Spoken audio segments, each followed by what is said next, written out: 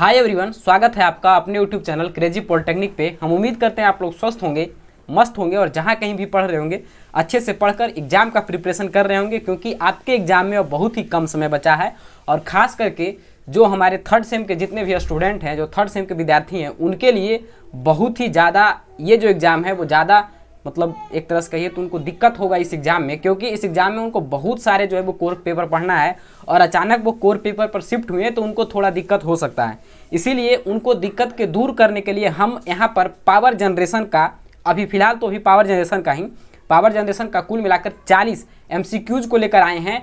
और इसी तरीके का MCQs हो सकता है, डिक्टो MCQs, यही MCQs आपके एग्जाम में हो सकता है देखने को मिले। ये 40 MCQs सिर्फ 40 MCQs नहीं है, इसके अंदर और भी जितने सारे ऑप्शन हैं उन सारे ऑप्शनों को हम भी डील करेंगे। तो कुल मिलाकर ये 40 ऑब्जेक्टिव जो है वो कुल मिलाकर 50 से 60 ऑब्जेक्टिव आपका बन जाएगा। और जो आपके एग्जाम में क्वेश्चन पूछेगा वो यहाँ से मिनिमम अगर 20 क्वेश्चन MCQs का है तो 20 में से कम 16 प्लस ऑब्जेक्टिव जो है वो इस सेशन से आपको देखने को मिलेगा। तो इस सेशन को आपको शुरू से अंत तक देखना है। ये अभी एक सब्जेक्ट का है, धीरे धीरे करके सारे सब्जेक्ट का आ जाएगा। और अभी 6 सेम वाले स्टूडेंट को भी परेशान नहीं होना है, उनके लिए अभी टाइपिंग का काम चल रहा है। वो टाइपिंग कंप्लीट होने के बाद जस्ट बाद आप लोग के लिए वीडियो आ जाएगा। अभी एप्लीकेशन पर जितने भी विद्यार्थी हैं वो सारे के सारे जो अभी वीडियोज अपलोड हो रहे हैं सब्जेक्टिव वाइज, जो सब्जेक्टिव क्वेश्चन के लिए वीडियो अपलोड हुए हैं उन सारे वीडियो पर आप लोग कमेंट करिए। और बाकी जो भी ऑब्जेक्टिव का होगा वो हम धीरे धीरे करके अपलोड कर देंगे। तो थोड़ा सा वेट करिए। ये थर्ड सेम वाले को हम पहले MCQ इसलिए दे रहे हैं क्योंकि इनको इसका रिक्वायरमेंट है। इनको जहाँ कहीं भी पढ़ रहे हैं तो इस तरीके का कोई फैसिलिटी नहीं दिया जा रहा है, इस तरीके से उनको ऑब्जेक्टिव देकर उनका मोटिवेशन को बढ़ाया नहीं जा रहा है ताकि उसको एग्जाम के फियर को कम कर सकें। इसलिए हम उनको पहले मदद कर रहे हैं। आपके जूनियर है तो हमारा भी कर्तव्य बनता है और आपका भी कर्तव्य बनता है कि इनको ज़्यादा बेनिफिट मिले, क्योंकि इनके लिए बहुत ही ज़्यादा कॉम्प्लिकेटेड ये समय है, क्योंकि इनका डायरेक्टली ये कोर पेपर पर शिफ्ट हुए हैं और आप लोग तो अभी तक बहुत सारे कोर पेपर दे चुके हैं। तो चलिए इस सेशन को हम लोग शुरू करते हैं और जानते हैं हम लोग नेक्स्ट हमारा जो सबसे पहला क्वेश्चन है उसकी ओर। तो सबसे पहला क्वेश्चन हमारा कर रहा है क्या कि in India high voltage transmission is, क्या कर रहा है कि in India high voltage transmission, हमारा क्वेश्चन है कि in India high voltage transmission is mostly by, किसके द्वारा होता है? हमारा जो इंडिया में है वो किसके द्वारा होता है? तो ये हमारा ओवरहेड सिस्टम के द्वारा होता है। मोस्टली जो हमारा होता है वो ओवरहेड सिस्टम के द्वारा जो होता है मोस्टली ट्रांसमिशन होता है, मतलब हाई वोल्टेज का। अंडरग्राउंड सिस्टम से भी होता है, लेकिन सबसे ज़्यादा अगर हायर वोल्टेज में देखा जाए तो वो हमारा ओवरहेड सिस्टम से ही होता है। तो ये हमारा हो गया पहला क्वेश्चन। नेक्स्ट क्वेश्चन की ओर हम लोग चलते हैं। नेक्स्ट क्वेश्चन है economiser are use to heat the following. Economiser का उपयोग हम लोग किस लिए करते हैं? तो इकोनोमाइजर का हम लोग फीड वाटर को हीट करने के लिए करते हैं। इकोनोमाइजर का यूज हम लोग किसके लिए करते हैं? फीड वाटर का हीट करने के लिए करते हैं। एयर का हीट करने के लिए क्या यूज करते हैं? एयर प्री हीटर करते हैं। और स्टीम को हीट करने के लिए हम लोग सुपर हीटर का उपयोग करते हैं। तीनों बात आपको समझ में आ गया। अगर पूछे कि स्टीम हीटर का उपयोग हम लोग किस लिए करते हैं तो उसके लिए हम स्टीम को हीट करने के लिए करते हैं।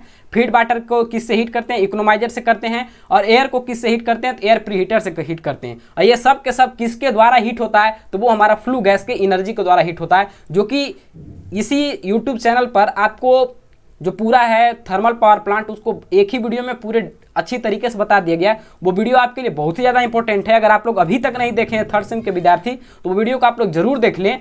वहाँ पर आपको उस वीडियो से से कम तो 6 से 10 मार्क्स के क्वेश्चन आपको बनेंगे, क्योंकि 6 मार्क्स का क्वेश्चन तो डायरेक्टली आपको पूछेगा ही पूछेगा थर्मल पावर प्लांट के बारे में लिखने के लिए। तो वो जो वीडियो है उसको आप लोग देख लीजिएगा तो आपको एक अंडरस्टैंडिंग आ जाएगा कि किस तरीके से हमको एग्जाम में लिखना है। ठीक है, हम लोग चलते हैं नेक्स्ट क्वेश्चन की ओर। नेक्स्ट क्वेश्चन है graphite is used in nuclear power plant. Graphite का हम लोग उपयोग किस लिए करते हैं? तो ग्रेफाइट का उपयोग हम लोग जो करते हैं वो मॉडरेटर के लिए करते हैं। मॉडरेटर के लिए हम लोग ग्रेफाइट, DTO, हैवी वाटर ये सब का भी उपयोग हम लोग करते हैं। फ्यूल के लिए हम लोग क्या किसका उपयोग करते हैं? फ्यूल के लिए यूरेनियम 235 का उपयोग हम लोग फ्यूल के रूप में करते हैं। तो ये भी आपको समझ में आ रहा होगा। नेक्स्ट हमारा है 1 atomic mass unit is equivalent. 1 atomic mass किसके इक्विवेलेंट है? तो 931.4 ME वोल्ट, मतलब मिली इलेक्ट्रो वोल्ट होता है। 931.4 मिली इलेक्ट्रो वोल्ट होता है। ठीक है, ये 1 एटॉमिक मास यूनिट के वैल्यू है, या इसको 1 AMU भी कहते हैं। 1 AMU भी कहते हैं, ये भी याद रखिएगा कि इसको हम लोग 1 AMU बराबर ही 1 AMU भी कहते हैं। इसका फुल फॉर्म होता है एटॉमिक मास यूनिट। ये है 931.4 ME वोल्ट। ठीक है, नेक्स्ट क्वेश्चन देखिए क्या है, the overall efficiency of steam power plant is about. Overall efficiency की बात किया जाए तो हमारा थर्मल पावर प्लांट का जो ओवरऑल या स्टीम पावर प्लांट का जो होता है वो 29% होता है। यहाँ पर 29 और 30 में कंफ्यूजन आपको हो रहा होगा, लेकिन इसका राइट आंसर जो है जो 29% ही है। ठीक है, नेक्स्ट हमारा है the location of surge tank in hydro electric power plant near. Hydro electric power plant का जो location, hydro electric power plant में सर्ज टैंक का जो लोकेशन होता है वो किसके पास होता है? तो ये हमारा जो होता है वो टरबाइन के पास होता है, टरबाइन के पास होता है। टरबाइन के जस्ट जैसे ही टरबाइन पर पानी का फ्लो बढ़ जाता है, उसके उसी फ्लो को कम करने के लिए, उसके प्रेशर को कम करने के लिए, ताकि पेनस्टॉक ना टूट जाए ना फट जाए, उसके लिए टरबाइन के जस्ट बगल में एक सर्ज टैंक होता है, जहाँ पर जैसे ही पानी का प्रेशर ज़्यादा आ जाता है, अगर पानी एक्स्ट्रा आ रहा है, तब उस केस में या रोटर हमारा जो टरबाइन है अगर ब्लॉक हो गया, तो उस केस में वो पानी जो है वो सर्ज टैंक में जाकर जमा हो जाता है। कुछ इस तरीके का स्ट्रक्चर होता है। यहाँ पर इस तरीके से डैम होता है, डैम से इस तरीके से हमारा पेनिस्टॉक होता है, और यहीं पे हमारा सर्ज टैंक होता है लगा हुआ, और यहीं पर हमारा टरबाइन कुछ इस तरीके से बना हुआ होता है, और यहाँ पर से फिर ये पानी बाईपास होता है। यहाँ पर जैसे ही टरबाइन फंसता है तो हमारा पानी जो है इसमें आकर कलेक्ट हो जाता है, और इसी को हम लोग कहते हैं सर्ज टैंक। तो ये आपको समझ में आ गया होगा। नेक्स्ट हमारा है water turbine convert. Water turbine क्या करता है?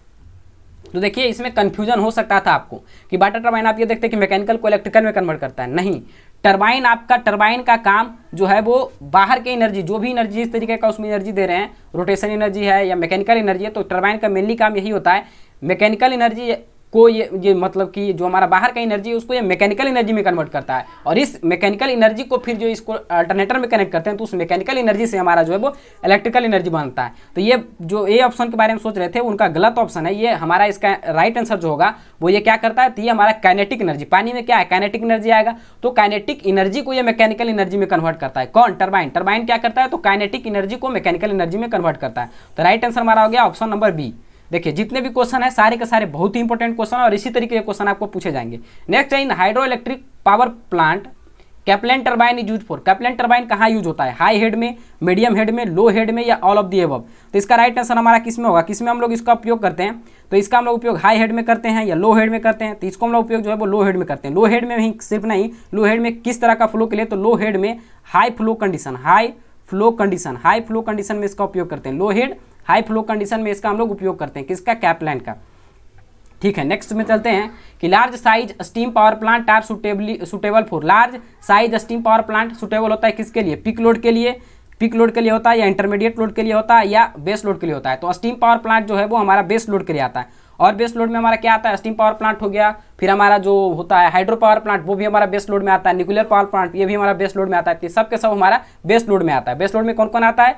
तो थर्मल या स्टीम पावर प्लांट हो गया, उसके बाद हमारा हो गया हाइड्रो पावर प्लांट हो गया, और उसके बाद हमारा न्यूक्लियर पावर प्लांट। ये तीनों के तीनों हमारे जो है वो बेस लोड प्लांट में आते हैं। समझ गए यहाँ तक? कोई दिक्कत नहीं है।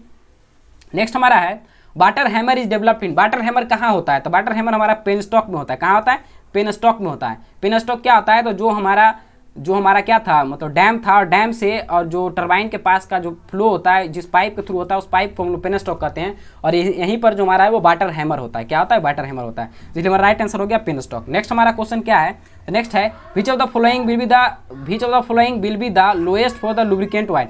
लुब्रिकेंट ऑयल के लिए कौन सा इसमें जो होता है वो सबसे लोएस्ट होता है? तो वो हमारा होता है पावर पॉइंट। क्या होता है? Power point. Option number B इसका राइट आंसर है। जो क्वेश्चन आपको दे रहे हैं ये क्वेश्चन का पीडीएफ भी आपको मिलेगा। पीडीएफ कहाँ मिलेगा? तो इस वीडियो के डिस्क्रिप्शन में जाइएगा तो आपको एक टेलीग्राम का ग्रुप का लिंक मिलेगा। उस लिंक के थ्रू आप टेलीग्राम में ज्वाइन हो जाइए, और वीडियो जैसे ही आपको अपलोड होगा उसके आधा से 1 घंटा के अंदर आपको ये पीडीएफ मिल जाएगा। नेक्स्ट देखिए हमारा क्वेश्चन क्या है? विच of the following is not a part of diesel engine power plant. कह रहा है इसमें से कौन सा एक पार्ट नहीं है डीजल पावर इंजन, मतलब डीजल इंजन पावर प्लांट का कौन सा एक पार्ट नहीं है? तो देखिए पेनस्टॉक सूर्यम ऑप्शन में दे दिया फर्स्ट में, क्या? पेनस्टॉक। तो पेनस्टॉक तो हाइड्रो इलेक्ट्रिक पावर प्लांट का ये है, तो इसलिए हमारा राइट आंसर हो जाएगा पेनस्टॉक। दूसरा हमको ऑप्शन देखने की आवश्यकता ही नहीं, बाकी सारा का सारा जो हमारा है वो हमारा डीजल इंजन पावर प्लांट का है। ठीक है, नेक्स्ट हमारा है the solar and photovoltaic cell convert. Solar and photovoltaic cell क्या चीज कन्वर्ट करता है? तो ये क्या करता है? केमिकल एनर्जी को इलेक्ट्रिकल एनर्जी में, ये तो नहीं है। Solar radiation into electrical energy, यही है। सोलर रेडिएशन को हमारा जो है वो इलेक्ट्रिकल एनर्जी में कन्वर्ट करता है। कुछ लोग यहाँ पर कंफ्यूज हो सकते थे कि पहले सोलर एनर्जी को थर्मल एनर्जी में कन्वर्ट करता है, उसके बाद इलेक्ट्रिकल एनर्जी में कन्वर्ट करता है। तो ऐसा बात नहीं है, सोलर रेडिएशन को ये डायरेक्टली जो है वो इलेक्ट्रिकल एनर्जी में कन्वर्ट कर देता है। तो राइट आंसर हमारा हो गया ऑप्शन नंबर बी। नेक्स्ट है बायोगैस कंसिस्ट ऑफ। बायोगैस में क्या क्या होता है? तो बायोगैस में हमारा मीथेन होता है, कार्बन डाइऑक्साइड होता है, और कुछ इंप्योरिटीज होता है। तो इसका राइट आंसर हो गया ऑप्शन नंबर बी। क्या हो गया? ऑप्शन नंबर बी इसका राइट आंसर हो गया। नेक्स्ट क्वेश्चन हमारा है the main by product of biogas plant. By product biogas plant का क्या होगा? तो बायोगैस प्लांट का जो मेन बाई प्रोडक्ट है वो हमारा होता है ऑर्गेनिक मैन्यूर। ऑर्गेनिक मैन्यूर होता है। जैसे कि देखिए इसमें जो हमारा बढ़िया प्रोडक्ट है वो क्या है? बायोगैस बन जाता है, बायोमास हो जाता है, ये दोनों है। लेकिन इसका जो एक्स प्रोडक्ट है, जो हमारा बाई प्रोडक्ट जिसको कहते हैं, बाई प्रोडक्ट हमारा है वो हमारा ऑर्गेनिक मैन्यूर होता है। जो उसका जो जब पूरा गैस खत्म हो जाता है, नीचे में जो हमारा पूरा बैठ जाता है, जो हम वहाँ पर गोबर ये सब जो डालकर वहाँ पर जो भी और मतलब गैस बिल्ड करते हैं गैस पावर प्लांट के, मतलब जो बायोगैस पावर प्लांट में, तो वो उसके बाद फिर जो बचता है वो कंपोस्ट होता है। एक बहुत ही अच्छा मैन्यूर होता है, ऑर्गेनिक मैन्यूर होता है। तो ये हमारा है तो बाई प्रोडक्ट, है तो मतलब कि फालतू का प्रोडक्ट, लेकिन बहुत ही यूजफुल होता है हमारे खेतों के लिए। तो इसलिए इसका जो बाई प्रोडक्ट होता है बायोगैस प्लांट का, वो हमारा होता है ऑर्गेनिक मैन्यूर। ठीक है, नेक्स्ट हमारा है the turbine normally employees in tidal power plant. Tidal power plant में हमारा जो टरबाइन है वो कैसे एम्प्लॉयड, मतलब किस तरीके का टरबाइन होता है? Simple impulse turbine, propeller turbine, या रिएक्शन टरबाइन, या रिवर्सिबल टरबाइन। तो इसका हमारा राइट आंसर हमारा क्या होगा? तो इसमें देखिए क्या हमारा जो क्या है, सबसे पहले तो है कि हमारा टाइडल पावर प्लांट के लिए करा है। तो टाइडल पावर प्लांट के केस में हमारा क्या होता है? टाइडल पावर प्लांट के केस में टाइड जब आता है उस समय भी हमारा टरबाइन मूव करना चाहिए, और टाइड जब वापस जाता है उस समय भी टरबाइन मूव करना चाहिए। तो इसके लिए हमारा जो यूज होता है वो हमारा रिवर्सिबल टाइप होता है। किसके टाइप होता है? रिवर्सिबल टाइप, मतलब दोनों तरह से मूवमेंट इसमें कर सकता है ये टरबाइन। तो टाइड में क्या है, टाइड में मतलब आता है उस समय भी, और जब टाइड वापस जाता है तो उस समय भी तो पानी का फ्लो होता है, दोनों तरह का फ्लो होता है। तो इधर से जाते टाइम भी टरबाइन रोटेट किया और उधर से आते टाइम भी टरबाइन रोटेट किया। तो उस केस में जब वो रिवर्स नहीं करेगा तो वो कैसे काम करेगा? तो रिवर्सिबल होगा। इसी कारण इस तरीके से भी आप याद रख सकते हैं कि जो टरबाइन हम लोग उपयोग करते हैं टाइडल पावर प्लांट में वो हमारा रिवर्सिबल टाइप होता है। नेक्स्ट हमारा है ये जियोथर्मल फील्ड में एल्ड। जियोथर्मल फील्ड में क्या क्या होता है? ड्राई स्टीम होता है, वेट स्टीम होता है, हॉट स्टीम होता है, या ऑल ऑफ दी अबव होता है? तो इसका जो हमारा होता है वो dry steam, wet steam, hot steam सब होता है, इसलिए राइट आंसर हो गया ऑप्शन नंबर डी। नेक्स्ट हमारा है load factor of A power plant. Load factor power plant का कैसा होता है? जनरली इक्वल टू यूनिटी होता है, ऑलवेज लेस देन यूनिटी होता है, या फिर ऑलवेज मोर देन यूनिटी होता है, या नॉर्मली मोर देन यूनिटी होता है। तो ये हमारा होता है ऑलवेज लेस देन यूनिटी। कितना होता है? Always less than unity. इसका देखिए फॉर्मूला भी होता है, तो वो सब फॉर्मूला एक चार्ट आप बना लीजिए और उसको थोड़ा सा देख लीजिएगा, उससे भी क्वेश्चन बहुत सारे क्वेश्चन आता है। इससे देखिए लगातार क्वेश्चन उसी का है। Demand factor is defined as the ratio of. Demand factor कैसे डिफाइन होता है? तो डिमांड फैक्टर हमारा जो डिफाइंड होता है वो maximum demand to the connected load, maximum demand to the connected load होता है ये डिमांड फैक्टर। तो हमारा राइट आंसर हो गया option number B, maximum demand to the connected load. Next और सबसे लास्ट जो क्वेश्चन है पहला सीरीज का, पहला सेट का, वो हमारा है the knowledge of diversity factor help in computing. कह रहा है कि डाइवर्सिटी फैक्टर का नॉलेज जो है वो क्या कंप्यूट करने के लिए हमारा मतलब ये अच्छा फैक्टर होता है। क्या? The knowledge of diversity factor help in computing. Diversity factor का नॉलेज जो है वो किसको कंप्यूट करने के लिए हेल्प करता है? प्लांट कैपेसिटी, एवरेज लोड, या फिर हमारा यूनिट जनरेटेड, या पीक डिमांड। तो ये प्लांट कैपेसिटी को फाइंड आउट करने के लिए हमारा हेल्प करता है। कौन? हमारा डाइवर्सिटी फैक्टर। तो ये हमारा हो गया टॉप 20 क्वेश्चन। नेक्स्ट और टॉप 20 क्वेश्चन को हम लोग देखते हैं। तो नेक्स्ट हमारा टॉप 20 क्वेश्चन और है, देखिए the thermal power plant employed used for pulverising coal is. ये बताए थे आपको कि किसके द्वारा हम लोग करते हैं? तो बॉल मिल। बॉल मिल के द्वारा हम लोग जो है वो थर्मल प्लांट में जो कोल को क्रशिंग करने का काम होता है, उसको पल्वराइजिंग करने का काम होता है, वो बॉल मिल के द्वारा होता है। तो जब आपको थर्मल पावर प्लांट पढ़ाए थे तो वहाँ पर ये बताए थे। जो लोग नहीं देखे हैं बार बार हम करें, एक बार आप जरूर देख लीजिएगा थर्मल पावर प्लांट का वो वीडियो। प्लेलिस्ट बना होगा थर्ड सेम इलेक्ट्रिकल ब्रांच करके, उस प्लेलिस्ट में वीडियो अवेलेबल है। वैसे जितने भी वीडियो उसमें अवेलेबल है वो सारे वीडियो को आप लोग देख सकते हैं। सारे के सारे VVI टॉपिक पर ही वीडियो बनाया गया है। फालतू का वीडियो हमने एक भी यूट्यूब पर लोड नहीं किया है। जिसको कि आने की संभावना है उन सारे टॉपिक पर कुछ कुछ वीडियो अभी गया है, और आने वाले कुछ दिन में 2 से 3 दिन बाद लगातार अगर आप लोग का रिस्पॉन्स अच्छा रहा तो पहले तो आपको गेस्ट क्वेश्चन दिया जाएगा, ऐसा गेस्ट क्वेश्चन दिया जाएगा जो आपके एग्जाम में मिलेगा। विश्वास नहीं है तो 5th सेम जो आपके सीनियर है, जो 5th सेम अभी जस्ट पास आउट करके 6th सेम में आए हैं, उन सब सीनियरों से पूछ सकते हैं कि जिस तरीके का हम क्वेश्चन उनको प्रोवाइड किए थे एग्जाम टाइम में, और जिस तरीके का हम वीडियो वहाँ प्रोवाइड किए थे, सिर्फ 15 दिन का हमने क्लास लिया था, और उस 15 दिन के क्लास में स्कोर इतना बेहतरीन गया है कि इस बार का रिजल्ट जो 6th सेम का उतना बेहतरीन रिजल्ट नहीं रहा, फिर भी मेरे स्टूडेंट जो है वो 628 मार्क्स सिर्फ और सिर्फ 15 दिन का मेहनत पर वो ले आए हैं। तो अगर थोड़ा सा आपको विश्वास अभी आपको ट्रस्ट करना होगा। अभी आप हमको जाने नहीं, हम आपको कभी आप हमसे भेंट नहीं हुआ, कभी हमारे वीडियो आप देखे नहीं है, इसलिए आपको थोड़ा भरोसा कम हो सकता है। लेकिन एक बार भरोसा करके देखिए, आपको एग्जाम में डेफिनेटली है जो आपको बेनिफिट मिलेगा। वैसे जो इतना वीडियो हम बता रहे हैं उसको एक बार देख लीजिएगा अभी तो कोई घाटा होगा नहीं, कुछ ना कुछ तो बेनिफिट होगा ही। अगर विश्वास नहीं है तब भी उतना देख लीजिए, उसके बाद और भी जो आपको इच्छा है वो पढ़ लीजिए। लेकिन जिनको लग रहा है कि वो पास भी नहीं कर सकते हैं, उनके लिए हम सजेशन दे रहे हैं कि कृपया कर मेरा जो वीडियो लोड हो रहा है अभी थर्ड सेम के लिए, जो वीडियो लोड हो रहा है उन सारे वीडियो को एक बार एटलीस्ट जरूर देखें। और सारे वीडियो आपके लिए बहुत ही बेनिफिशियल होगा एग्जाम पॉइंट ऑफ व्यू से। वो आपको जब एग्जाम देने जाइएगा तो उसमें आपको दिखेगा। नेक्स्ट क्वेश्चन हमारा है the drought produce by chimney is called. जो चिमनी में हमारा ड्राउट प्रोड्यूस होता है वो किसके कारण होता है? तो वो हमारा नेचुरल ड्राउट होता है। कैसा ड्राउट होता है? तो वो हमारा नेचुरल ड्राउट होता है। कैसा ड्राउट होता है? तो वो हमारा नेचुरल ड्राउट होता है। वो हमारा कैसा होता है? तो वो हमारा नेचुरल ड्राउट होता है। नेक्स्ट हमारा है क्या? नेक्स्ट क्वेश्चन कि इन हाइड्रो इलेक्ट्रिक पावर प्लांट में क्या है? Operating cost is low and initial cost is high. देखिए हाइड्रो इलेक्ट्रिक पावर प्लांट में क्या होता है कि ऑपरेटिंग कॉस्ट लो होता है, इनिशियल कॉस्ट हार्ड होता है। सही बात है, क्योंकि हाइड्रो इलेक्ट्रिक पावर प्लांट में इनिशियली जो हमारा होता है, जब उसको हम इस्टेब्लिश करते हैं, जब उसको इंस्टॉल करते हैं, तो उसमें डैम बनाने का जो खर्चा होता है बहुत ही ज़्यादा होता है। तो इसी केस में हमारा जो इनिशियल कॉस्ट होता है उसका हाई होता है, जबकि ऑपरेटिंग कॉस्ट क्या है, वहाँ पर तो पानी ऑटोमेटिक आता रहता है, पानी जो हमारा वो फ्री है नेचर में, तो इसके कारण वहाँ पर ऑपरेटिंग कॉस्ट कम होता है। तो इसका राइट आंसर क्या होगा कि operating cost is low and initial cost is high. तो राइट आंसर है ऑप्शन नंबर ए। कौन सा है? ऑप्शन नंबर ए। अब हम लोग चलते हैं नेक्स्ट क्वेश्चन की ओर। नेक्स्ट क्वेश्चन हमारा क्या है? तो नेक्स्ट क्वेश्चन हमारा है कि ये graphical representation of discharge and time is known as. Graphical representation जो करते हैं, ये देखिए आपका जो है वो सबसे लास्ट यूनिट जो है उसका है कि graphical representation of discharge and timer is known as. जिसको हम लोग कहते हैं क्या? तो इसको हम लोग कहते हैं हाइड्रोग्राफ। क्या कहते हैं? हाइड्रोग्राफ। इसको हम लोग क्या कहते हैं? हाइड्रोग्राफ। ये डायरेक्टली आप याद भी रख सकते हैं कि ये डिफिनेशन है हाइड्रोग्राफ का, ये graphical representation of discharge and time is known as hydrograph. Next हमारा क्वेश्चन, नेक्स्ट हम जो चलते हैं वो हमारा है क्या कि which of the following power plant is most reliable. इसमें से कौन सा पावर प्लांट जो है वो ज़्यादा रिलायबल है? Steam power plant, hydro electric power plant, diesel power plant और टाइडल पावर प्लांट। तो देखिए इन सब में जो ज़्यादा भरोसेमंद जो है, ज़्यादा रिलायबल है, वो हमारा स्टीम पावर प्लांट है। क्योंकि अगर आप स्टीम बनाए हैं, कोल को बर्न करके या किसी भी मेथड से आप स्टीम बनाए हैं, तो इलेक्ट्रिसिटी आपका प्रोड्यूस होगा। हाइड्रो इलेक्ट्रिक में क्या है कि अगर बारिश हुआ तब तो आप इलेक्ट्रिसिटी प्रोड्यूस कर पाइएगा, लेकिन बारिश नहीं हुआ तो खत्म। डीजल में क्या है? डीजल रहेगा तभी आप कर पाइएगा। टाइडल में क्या है कि वैसे तो टाइडल भी आता है, लेकिन ये भरोसेमंद नहीं है कि कब आएगा, कितना इसका रेंज होगा, ये सब हमको उतना मतलब भरोसेमंद ये नहीं होता है। तो जो मेन भरोसेमंद है वो स्टीम है कि स्टीम बना तो हमारा इलेक्ट्रिसिटी प्रोड्यूस होगा। तो राइट आंसर हमारा हो गया option number A. Next question है question number 6, Kaplan turbine falls under the category of. Kaplan turbine जो है वो किसके कैटेगरी में आता है? तो इसका राइट आंसर देखिए, इसमें और कुछ हम लिख देते हैं। ये हमारा जो आता है वो रिएक्शन टरबाइन के अंतर्गत आता है। किसके अंतर्गत आता है? रिएक्शन टरबाइन के अंतर्गत आता है। रिएक्शन टरबाइन के अंतर्गत और भी कुछ टरबाइन आता है, जैसे ये कैप्लन टरबाइन है, और टरबाइन जो हमारा आता है वो फ्रांसिस, जो कि FRANCIS फ्रांसिस टरबाइन आता है, और प्रोपेलर। ये सब आप लोग नाम सुने होंगे, अगर पढ़े होंगे कहीं पर भी पढ़े होंगे तो ये नाम सुने होंगे। तो हमारा फ्रांसिस और प्रोपेलर, ये और कैप्लन, तीनों जो है वो रिएक्शन टरबाइन के ही टाइप हैं। ठीक है, नेक्स्ट हम लोग चलते हैं नेक्स्ट क्वेश्चन की ओर। Nuclear power plant is suitable for. Nuclear power plant किसके लिए सुटेबल है? पीक लोड के लिए, इंटरमीडिएट लोड के लिए या बेस लोड के लिए? तो ये हमारा जो सुटेबल है वो हमारा बेस लोड के लिए है। किसके लिए हमारा है? बेस लोड के लिए सुटेबल है।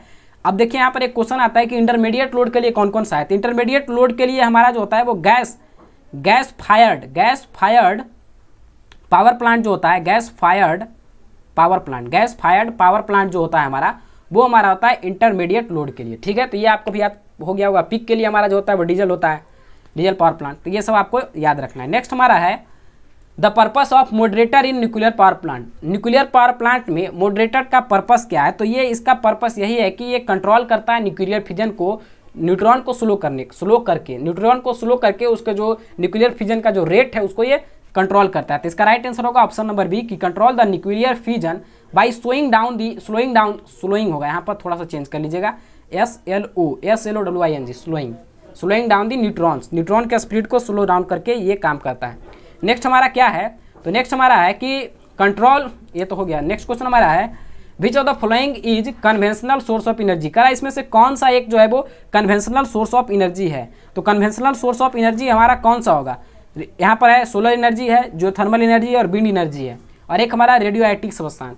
कन्वेंशनल जो खत्म हो सकता है, खत्म होने का चांसेस किसका है? रेडियो एक्टिव सब्सटेंस का, क्योंकि ये लिमिटेड मात्रा में है, क्योंकि ये खनिज है जो कि जमीन के अंदर पाया जाता है, जमीन से हमको इसको निकालते हैं। तो रेडियो एक्टिव सब्सटेंस क्या है? लिमिटेड मात्रा में है, तो इसको खत्म होने की संभावना है। तो इसलिए हमारा राइट आंसर जो इसका होगा वो रेडियो एक्टिव होगा। जबकि सोलर, जियोथर्मल, विंड, ये सब क्या है? ये अनलिमिटेड है, ये कभी खत्म होने वाले नहीं है। जब तक धरती है तब तक ये रहेगा।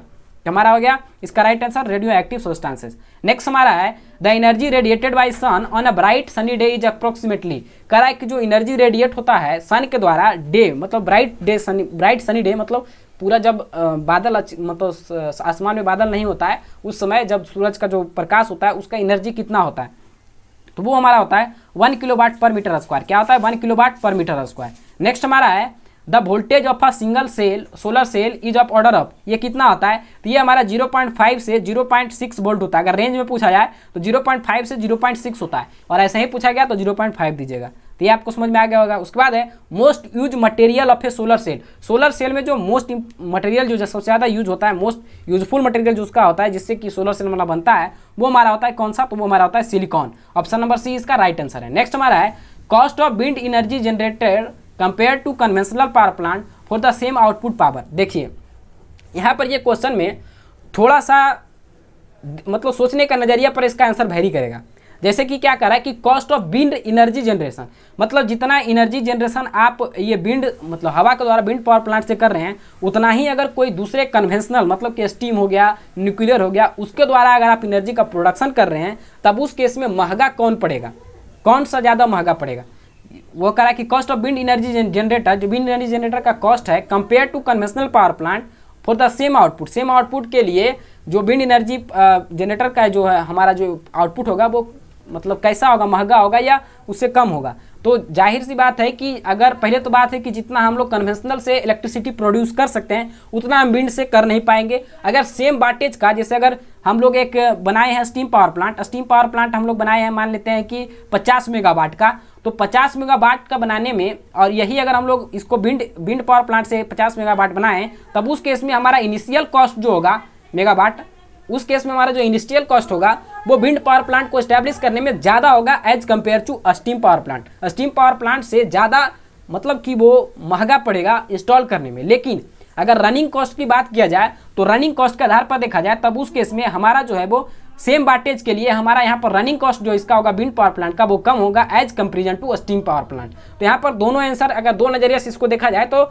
एक बार ये कम भी होगा और एक बार ये ज़्यादा भी होगा, लोअर भी होगा और हाइयर भी होगा। तो ये क्वेश्चन में थोड़ा सा दिक्कत है। तो इसको अगर हम इनिशियल कॉस्ट के आधार पर लें तब उस केस में हमारा जो होगा ये वो हाइयर होगा। इनिशियल कॉस्ट के केस पर ये हाइयर होगा, यहाँ पर हम लिख देते हैं इनिशियल कॉस्ट के केस पर, इनिशियल कॉस्ट के केस पर ये हाइयर होगा। और लोअर कब होगा तो रनिंग कॉस्ट के केस पर, किस पर, रनिंग केस के कॉस्ट पर, रनिंग कॉस्ट के केस पर जो हमारा होगा वो हमारा लोअर होगा। तो ये दोनों पॉइंट को आप याद रखिएगा। वैसे ये इस तरीके का क्वेश्चन कंट्राडिक्शन वाले आएंगे नहीं, फिर भी हम यहाँ पर ले लिए थे। क्या है, thermal efficiency of a petrol engine is compare to that of diesel engine. क्या कह रहा है कि थर्मल इफिशियंसी जो हमारा है पेट्रोल इंजन का वो डीजल इंजन से कैसा होता है, तो ये हमारा होता है वो लोअर होता है। कैसा होता है, लोअर होता है। इसका राइट आंसर हो गया option number A. Next question है diesel engine for power plant are usually, diesel engine जो पावर प्लांट में यूज होता है वो कैसा होता है, हॉरिजॉन्टल होता है, सुपर चार्ज होता है, एयर कूल्ड होता है या ऑफ स्लो स्पीड होता है। तो इसका राइट आंसर जो है वो हमारा होता है सुपर चार्ज होता है। कैसा होता है, सुपर चार्ज होता है। तो ये आप लोग याद रखिएगा, डायरेक्टली याद करने वाला क्वेश्चन है। Tidal energy utilise, tidal energy में क्या यूटिलाइज होता है, काइनेटिक एनर्जी ऑफ वाटर और पोटेंशियल एनर्जी ऑफ वाटर। तो मेरे हिसाब से इसको देखा जाए तो मेरे हिसाब से तो हमको लग रहा है दोनों होगा, क्योंकि जब पानी जो है जब टाइड आता है तो उस केस में जब पानी को हम डैम में जो स्टोर करने के लिए ले जाते हैं तो उसमें हम पानी के काइनेटिक एनर्जी का उपयोग कर लेते हैं। लेकिन जब वो रिटर्निंग में आता है, रिटर्निंग में जब आता है तो वहाँ पर पानी पूरा सेव हो जाता है, उसके बाद जब पानी को हम रिटर्न जब उसको लाते हैं तो उस केस में हम पानी का पोटेंशियल एनर्जी का उपयोग कर लेते हैं। तो वैसे बहुत सारे जगह पर इसका आंसर दिया जो दिया है वो पोटेंशियल एनर्जी ऑफ वाटर दिया है, लेकिन मेरे ख्याल से जैसा हम सोच रहे हैं उसके आधार पर हमको लग रहा है कि इसका answer both A and B दोनों हो सकता है, क्योंकि यहाँ पर काइनेटिक एनर्जी का भी हम लोग उपयोग करते हैं और पोटेंशियल एनर्जी का भी हम लोग उपयोग करते हैं। तो आप लोग टाइडल एनर्जी पावर प्लांट आप लोग को पढ़ाया गया होगा या टाइडल पढ़ाया गया होगा, तो वहाँ पर आप एक बार देख लीजिएगा कि वहाँ पर आपके सर क्या लिखा है। वैसे हम इसको देखे नहीं, हमको चेक करने का उतना समय नहीं मिला, लेकिन फिर भी हम कहीं पर से देखे थे तो वहाँ पर हमारा पोटेंशियल एनर्जी दिया था। तो ये भी सही है कि हम वहाँ पर पानी को स्टोर करते हैं, स्टोर करने के बाद अगर हम पानी को वहाँ पर यूज करते हैं तो उसका पोटेंशियल एनर्जी का हम लोग उपयोग करते हैं। तो ये भी सही है, और अगर हमारे तरीके से आप सोच रहे हैं तो उस तरीके से आपका दोनों का दोनों सही हो जाएगा। तो आप इसको थोड़ा सा चेक कर लीजिएगा, क्रॉस चेक कर लीजिएगा। नेक्स्ट हमारा है जियोथर्मल एनर्जी। जियोथर्मल एनर्जी क्या है, इन एक्सट्रैक्टेबल एनर्जी सोर्स, मतलब ये कभी खत्म होने वाला सोर्स नहीं है। रिन्यूएबल एनर्जी सोर्स है, बहुत सही बात है। ये भी अल्टरनेटिव एनर्जी सोर्स है, तो ये भी सही है। इसलिए हमारा राइट आंसर होगा ऑप्शन नंबर डी, क्योंकि ये तीनों है, अल्टरनेटिव सोर्स ऑफ एनर्जी है, रिन्यूएबल है, साथ ही साथ इन हॉस्टिबल मतलब ये इन एग्जॉस्टिबल है, मतलब ये खत्म होने वाला नहीं है। नेक्स्ट हमारा है load factor is a ratio of. देखिए इस यूनिट से जो सबसे लास्ट यूनिट आपका होगा जो होगा कैलकुलेशन करके, कैलकुलेशन ऑफ पावर जनरेशन करके कुछ ऐसे ही कोई एक यूनिट होगा, वहाँ पर बहुत सारे एग्जांपल होगा, वही सारे फार्मूले होंगे, लोड फैक्टर का, डाइवर्सिटी फैक्टर, डिमांड फैक्टर, ये सब करके कुछ बहुत सारे होंगे। तो उसमें से 8 से 10 फार्मूला उसका होता है। उन सारे फार्मूला को आप याद रख लीजिएगा, क्योंकि वो फार्मूला से डिक्टो आपको ऑब्जेक्टिव में क्वेश्चन पूछे जाते हैं। और साथ ही साथ अगर अच्छा क्वेश्चन बना तो आपको एक न्यूमेरिकल भी पूछ देता है। तो हमको क्या पूछ रहा है कि load factor is the ratio of, load factor किसका रेशियो होता है, तो ये हमारा होता है एवरेज लोड अपॉन में मैक्सिमम डिमांड। लेकिन यहाँ पर मैक्सिमम डिमांड करके नहीं दिया है, तो इसलिए इसका राइट आंसर होगा average load to the peak load. यहाँ पर आप इसमें चाहे तो ऐड कर ले कि एवरेज लोड, यहाँ पर लिख सकते हैं टू द मैक्सिमम डिमांड। क्या लिखेंगे, टू द मैक्सिमम डिमांड। तो मैक्सिमम डिमांड की जगह पर यहाँ पर दे दिया है पीक लोड, कोई दिक्कत नहीं यहाँ तक। नेक्स्ट हमारा है नेक्स्ट क्वेश्चन कि interconnected system have the advantage of. Interconnection system का क्या क्या एडवांटेज है? तो सबसे पहला एडवांटेज है कि reduce reverse plant capacity and capital cost per kilowatt पर जो कैपिटल कॉस्ट है वो कम जाता है, और जो हमारा रिवर्स प्लांट कैपेसिटी है वो भी हमारा जो है वो रिड्यूस हो जाता है। रिवर्स प्लांट कैपेसिटी का जो कैपिटल कॉस्ट मतलब रिवर्स प्लांट कैपेसिटी का कॉस्ट और कैपिटल कॉस्ट जो होता है पर किलोवाट का, वो भी हमारा जो वो सब के सब रिड्यूस हो जाता है। उसके बाद क्या करा है और होता है कि improve the load factor and diversity factor. Load factor भी हमारा इंप्रूव हो जाता है और डाइवर्सिटी फैक्टर भी इंप्रूव हो जाता है, जिसका राइट आंसर हो गया ऑप्शन नंबर सी। नेक्स्ट हमारा है कि a large diversity factor of load in a power system. A large diversity factor of load in a power system क्या करता है? अगर डाइवर्सिटी फैक्टर आपका डाइवर्सिटी फैक्टर जो है वो पावर सिस्टम का अगर ज़्यादा होता है तब उस केस में क्या होता है, क्या है? Large diversity factor of a load in a power system reduces the installation cost या फिर इंक्रीजेज द इंस्टॉलेशन कॉस्ट या does not affect the installation cost. तो ये क्या करता है कि जो रिड्यूस कर देता है इंस्टॉलेशन कॉस्ट को। तो राइट आंसर होगा ऑप्शन नंबर ए। क्या होगा? ऑप्शन नंबर ए जो हमारा होगा वो हमारा राइट होगा। तो इसका राइट आंसर हमारा हो गया ऑप्शन नंबर ए। तो ये आपको यहाँ पर आप लोग को 40 MCQs आपको करा दिए हैं पावर जनरेशन का। इस 40 MCQs में से जो डिस्कस करके हम बता दिए, जैसे क्या बोले कि जितने भी आपके एक फार्मूले वाले जो चैप्टर है सबसे लास्ट में, उन सारे फार्मूलों को आप लोग देख लीजिएगा। तो इसमें हो सकता है एक आध क्वेश्चन आपको चेंज मिले, लेकिन लगभग क्योंकि ये थ्योरी पेपर है तो ज़्यादा चांसेस है कि जो अभी हम आपको क्वेश्चन करवाए हैं इस क्वेश्चन से डिक्टो आपको 16, 17, 18 हो सकता है। अगर अच्छा क्वेश्चन सेट किया तो 18-19 क्वेश्चन तो डेफिनेटली यहाँ से मिलेंगे। तो इन सारे क्वेश्चन को आपको क्या करना है, अगर आपके पास अगर समय अभी है तो आप इसको नोट डाउन कर लीजिएगा, अगर समय नहीं है तो डायरेक्टली PDF से इसको बार बार रिवाइज करते रहना है, और अगर उसमें भी नहीं हो पा रहा है तो वीडियो को 2x के स्पीड में कर देना है और कंटिन्यूअस रिवाइज करते रहना है। अभी एक बार आपको रिवाइज कर लेना है, 4 दिन बाद फिर एक बार और देख लेना है वीडियो को, और लास्ट टाइम जब एग्जाम देने जाइएगा तो उसके रात में देखना है, और उसके बाद फिर जब एग्जाम के सेंटर पर जब जाइएगा तो वहाँ पर भी आप पहले पहुँच जाते हैं तो वहाँ पर भी आप इसको देख लीजिएगा। तो इससे क्या होगा कि आपका ऑब्जेक्टिव के प्रति एक्यूरेसी जो है वो बढ़ जाएगा। इसको अगर आप फॉलो करते हैं, अगर अभी तक लास्ट तक आप वीडियो देखे होंगे तब आपको कुछ अच्छा फील हो रहा होगा ऑब्जेक्टिव के प्रति, ऑब्जेक्टिव से जो डर है। इसी तरीके से सारे सब्जेक्ट का जो ऑब्जेक्टिव है वो हम ले आएंगे और सारे सब्जेक्ट का ऑब्जेक्टिव से आपका डर को जो है वो दूर कर देंगे। तो ठीक है, मिलते हैं नेक्स्ट लेक्चर में एक नए कंटेंट के साथ। तब तक के लिए आपको क्या करना है, तो तब तक के लिए आपको वीडियो को लाइक करना है, चैनल को सब्सक्राइब करना है, और अपने जितने भी दोस्त हैं, क्योंकि सभी को ये प्रॉब्लम हो रहा है और अगर हम मेहनत कर रहे हैं तो सभी को मदद मिलना चाहिए। या आपका भी कर्तव्य है कि अगर आपको कहीं से बेनिफिट मिल रहा है तो अपने जितने भी दोस्त हैं उनके सारे ग्रुप में इसको शेयर करें ताकि उनको भी बेनिफिट मिल सके। क्योंकि आपके अभी जो मार्केट में क्वेश्चन बैंक है उन क्वेश्चन बैंक से आपका बेड़ा पार नहीं होगा। वो सारे क्वेश्चन बैंक सिर्फ मोटे मोटे क्वेश्चन बैंक निकाल दिए हैं, लेकिन उसमें कुछ मटेरियल कुछ डाटा दिया ही नहीं अच्छा सा। आपको अगर अवेलेबल हो सके तो प्रीवियस जो आपके सीनियर हैं उन सीनियरों से उनका जो क्वेश्चन बैंक है उनको आप लोग ले लीजिए। 4th सेम का तो आपको क्वेश्चन बैंक नहीं मिलेगा, 3rd सेम का जो क्वेश्चन बैंक मिलेगा वहाँ पर लगभग सब्जेक्ट आपको मिल जाएगा, और एक सब्जेक्ट जो आपका है वो 4th सेम का है। तो अगर 4th सेम का आपको प्रीवियस ईयर क्वेश्चन मिलता है तो वहाँ पर से भी आप उस क्वेश्चन को कलेक्ट कर लीजिए और उसके अनुसार आप लोग पढ़ लीजिए।